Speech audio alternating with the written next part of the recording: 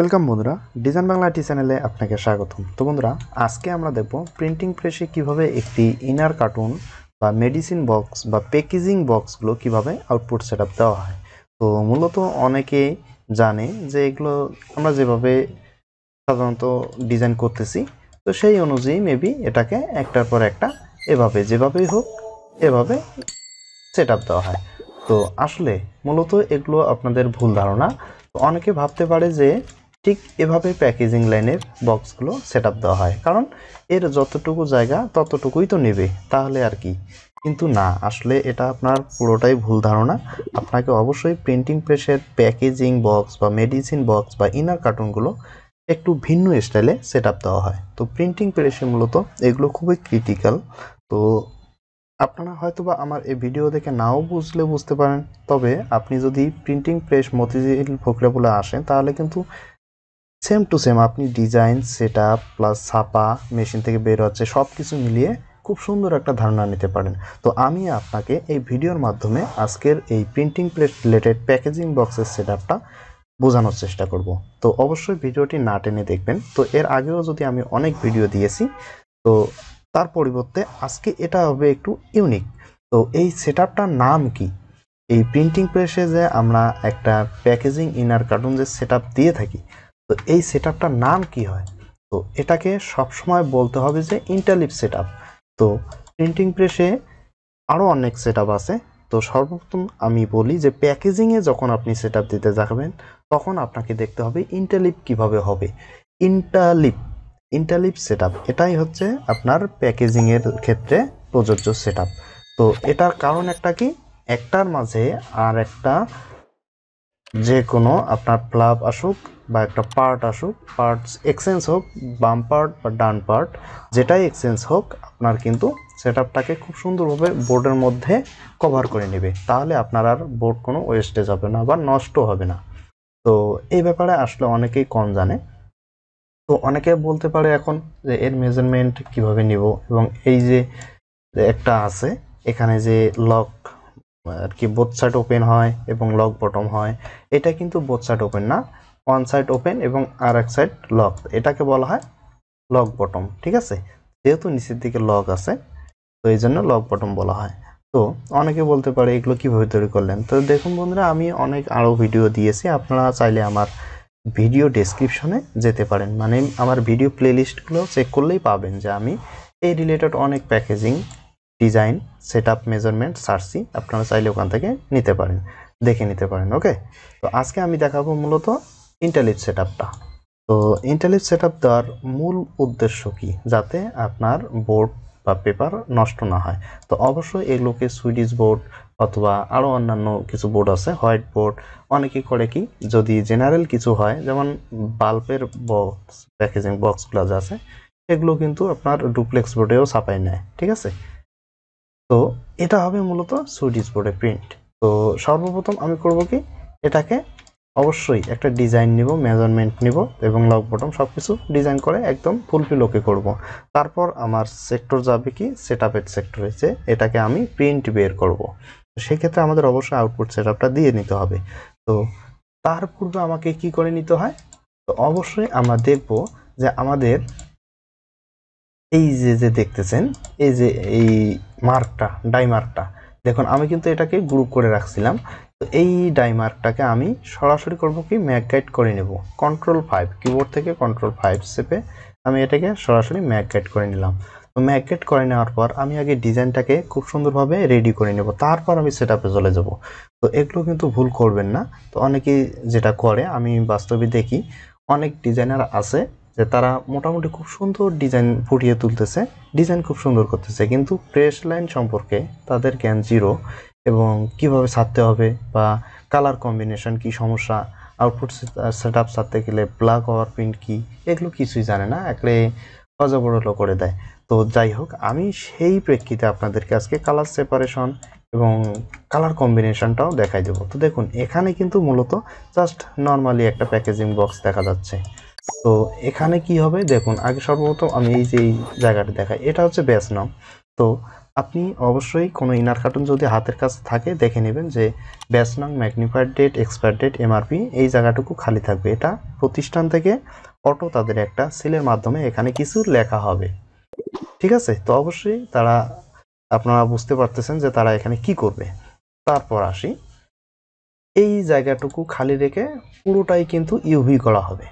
UV করেন, metallic করেন বা স্যান্ডি করেন, ঠিক এই জায়গাটুকু ব্লাঙ্ক রেখে সব জায়গায় ওই আপনার মেটালিক কালিটা পড়বে, তাহলে হবে, ঠিক আছে? তো এই মেটালিক কাজটা করা হবে কখন? একদম ছাপার শেষে, 4 কালার হোক 6 কালার হোক যেটাই হোক, ছাপার শেষে কিন্তু এই কাজটা করা হয়।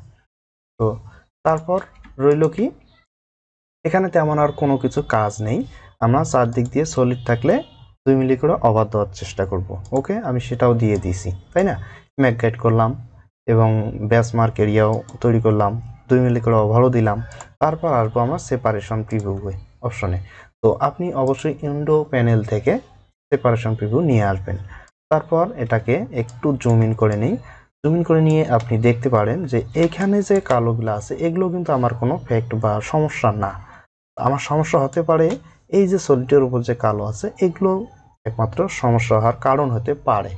তো এই জন্য আমি ওভারপ্রিন্ট প্রিভিউ সিলেক্ট করে দেখব যে আসলে হ্যাঁ আমার কোনো রকম কোনো ডিজাইন থেকে টেক্সট বা ডিজাইন রিমুভ হচ্ছে না।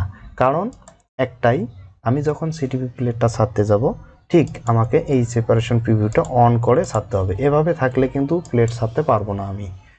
আমাকে অবশ্যই প্লেট ছাড়ার পূর্বে করতে হবে কি, এটা চেকমার্ক দিতেই হবে।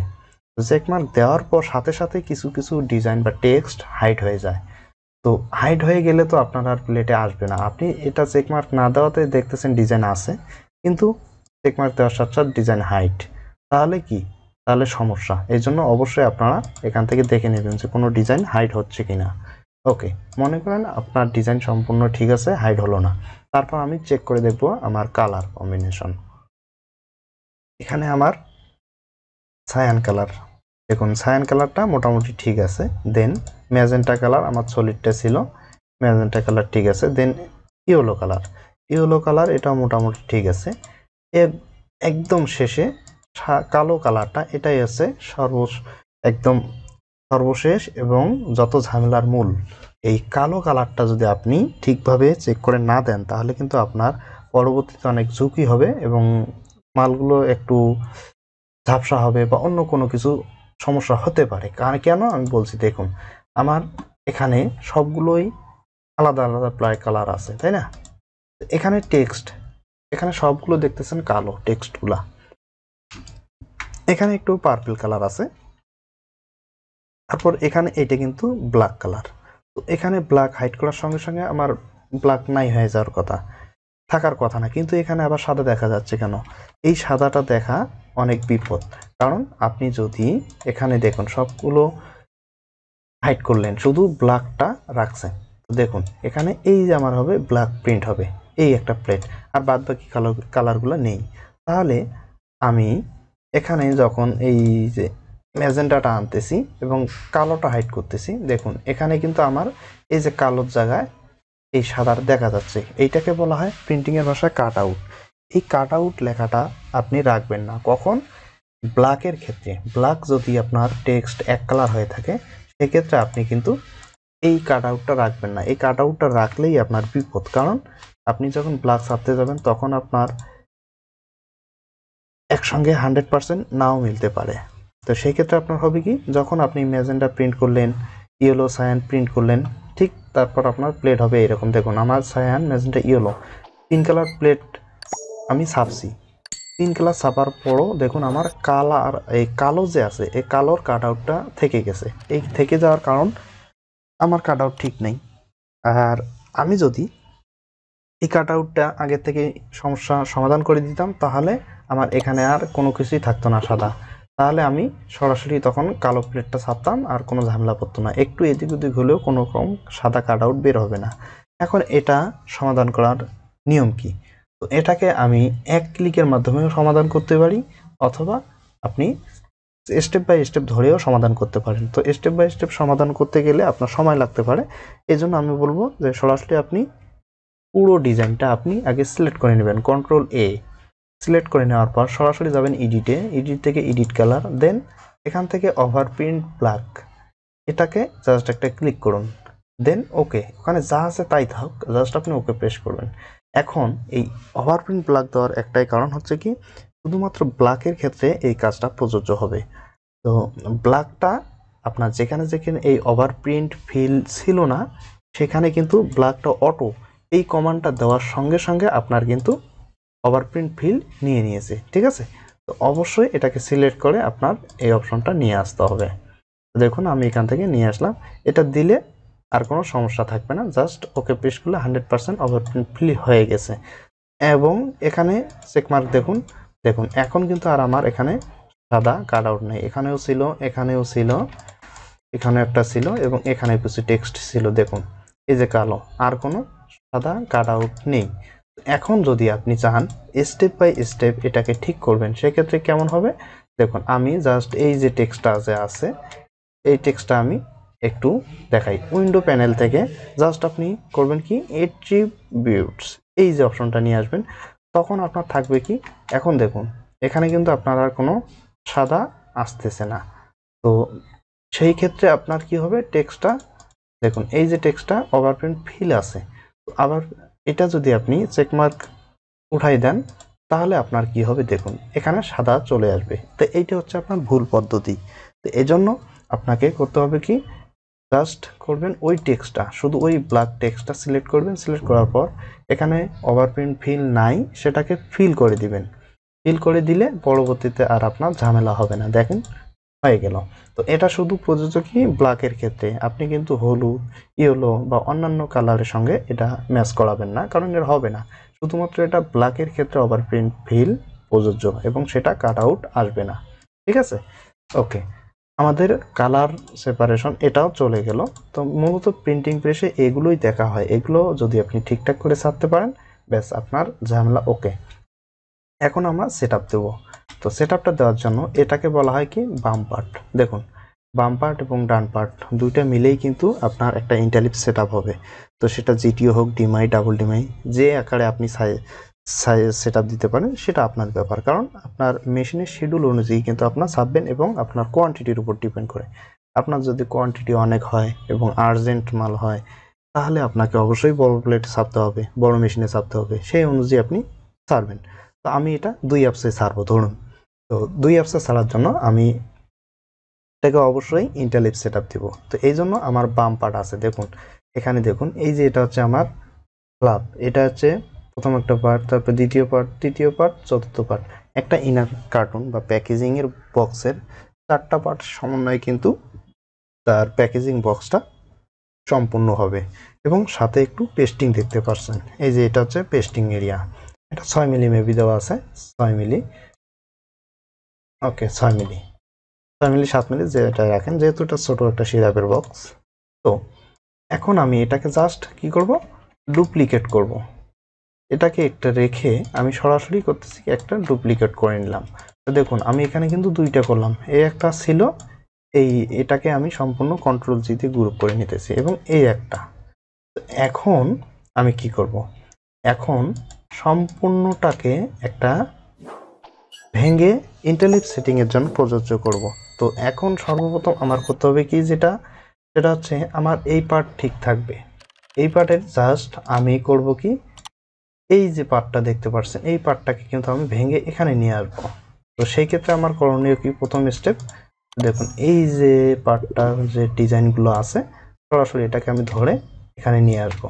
দেখুন এখানে কিন্তু আমার এই পার্টটা থাকলো না, যেটা আমার এখানে ছিল।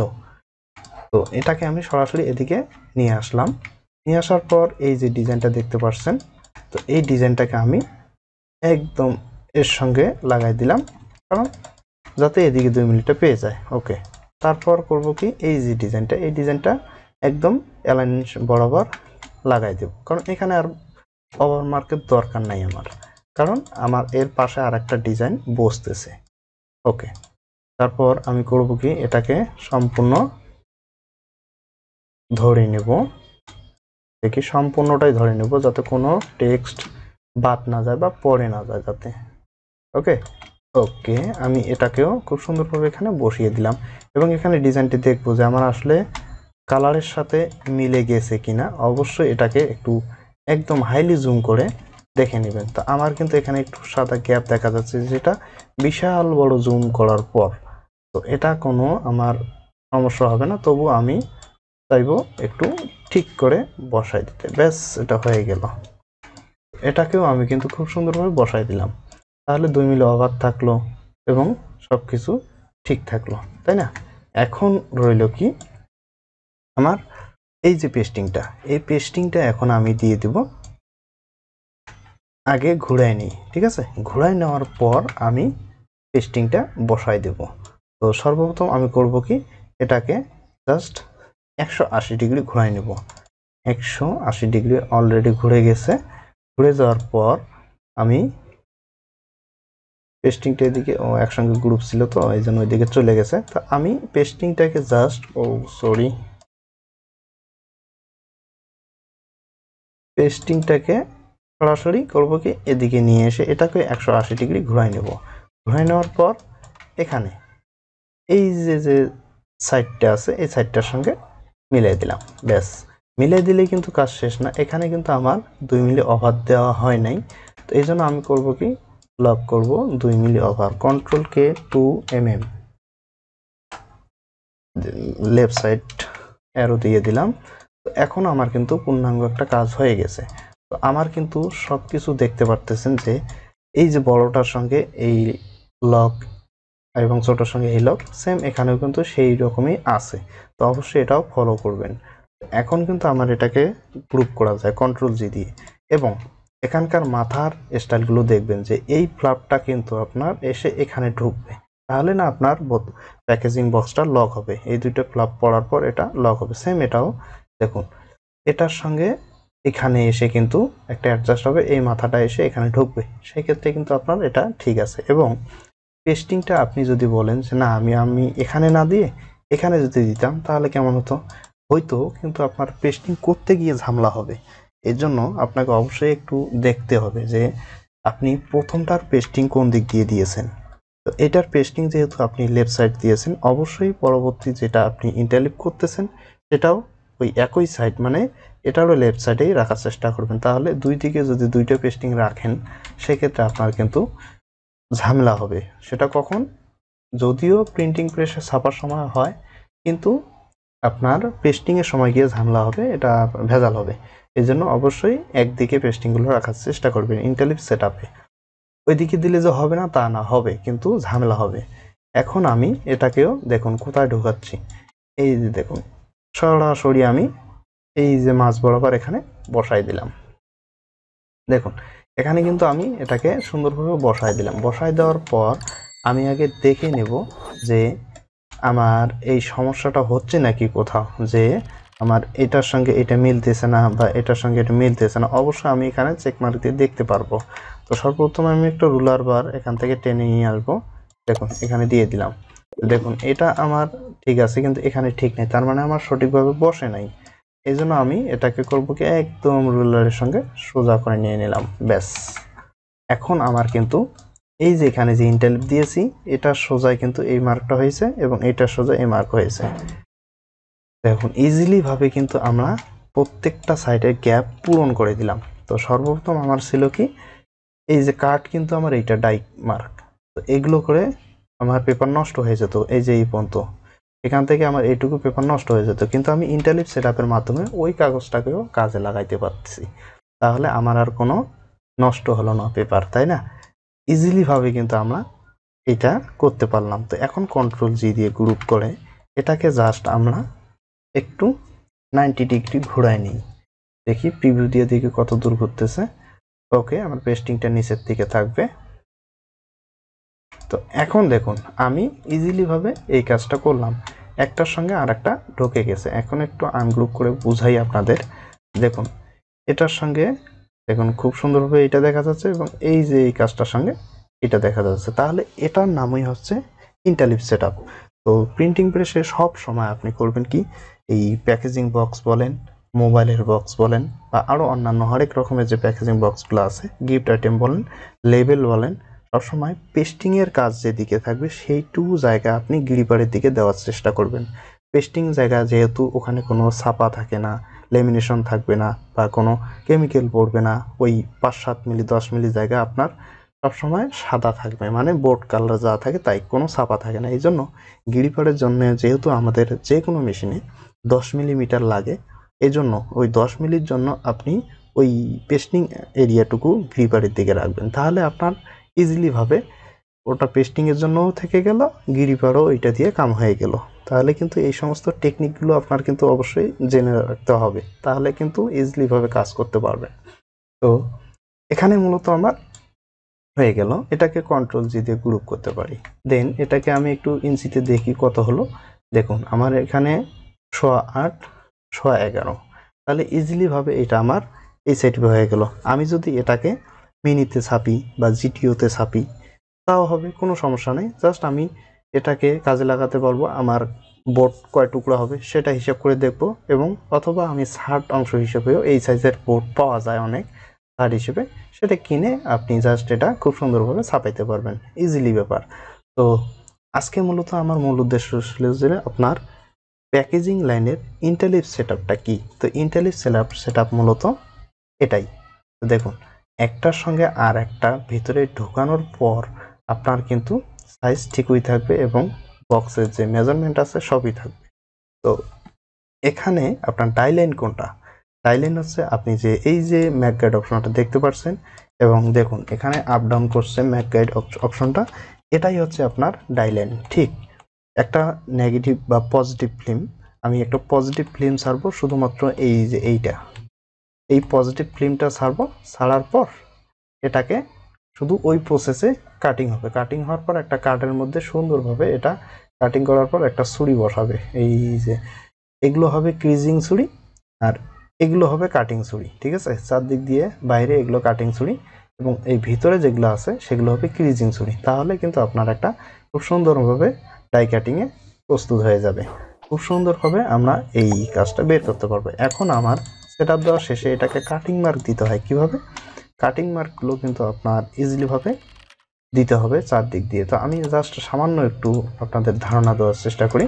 সেটা হচ্ছে রেজিস্ট্রেশন মার্কটা আমি আগে নিয়ে আসব, নিয়ে আসার পর এটাকে আমি কাট করে নিলাম, এখানে পেস্ট করে নিলাম, এবং এখানে দেখুন আপনার চারদিকে যতগুলো জায়গা আছে আপনার লাইন মার্ক অনুযায়ী, সেই অনুযায়ী জায়গাগুলোতে আপনি কি করবেন, কাটিং মার্কগুলো দিয়ে দিবেন। তো দেখুন আমার লাইন মার্ক সর্বপ্রথম নির্দেশ দিল এখানে, আমি এটাকে এখানে দিতে পারি একটু, এখান থেকে কন্ট্রোল কে চেপে 2 মিলি আউটে দেব। এই যে এই সোজাই কিন্তু আমি দিয়ে দিচ্ছি। এখন এখানে কিন্তু আমার একটা মার্ক আছে, তো অবশ্যই আমার এই মার্ক মতো আমি একটা দিয়ে দিলাম। এখান থেকে এর দূরত্ব কিন্তু 6 মিলি, আমরা একটু দেখে নেই, 6 মিলি, ওকে। তারপর রইল কি, এখান থেকে সরাসরি আমার এই মার্কটা দেওয়ার প্রয়োজন, এখানে এগুলো দেওয়ার দরকার নেই, এগুলো ডাইয়ে আসবে। ওকে, এই একটা দিলাম। সেম আমি এক পাশ দেখাই দিচ্ছি, আপনারা পরবর্তীতে সেটআপ যখন দিবেন চারদিক দিয়ে আপনার কাজগুলো করে নেবেন। এখানে একটা দিলাম, এখানে একটা দিলাম, ব্যাস। এখন আমার রইল কি, এই যে একটা যে মার্ক আছে এই মার্কটাকেও একটা সোজা লাইন মার্ক দিয়ে দিব, ব্যাস। এখান থেকে এই যে লাইন মার্কটা যে আছে এটা দিয়ে দিলাম। এখন নিচের দিকে আমি এই মার্কটা দিয়ে দিচ্ছি। এই মার্কটা কোথায় কোথায় আছে আমার, দেখুন এখানে এই যে হাইট এই পর্যন্ত আছে, দেন এখানে একটা দিয়ে দিব, এখানে একটা দিয়ে দিব।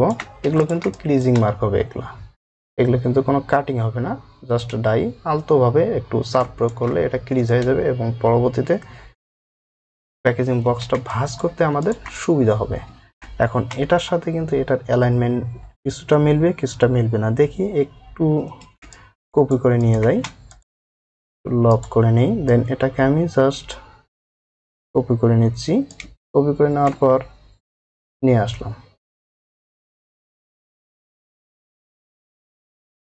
অল্টার শিফট চেপে কপি করে নিয়ে আসলাম। দেখি একটু এখানে দেই, দেখুন প্রত্যেকটাই কিন্তু আমার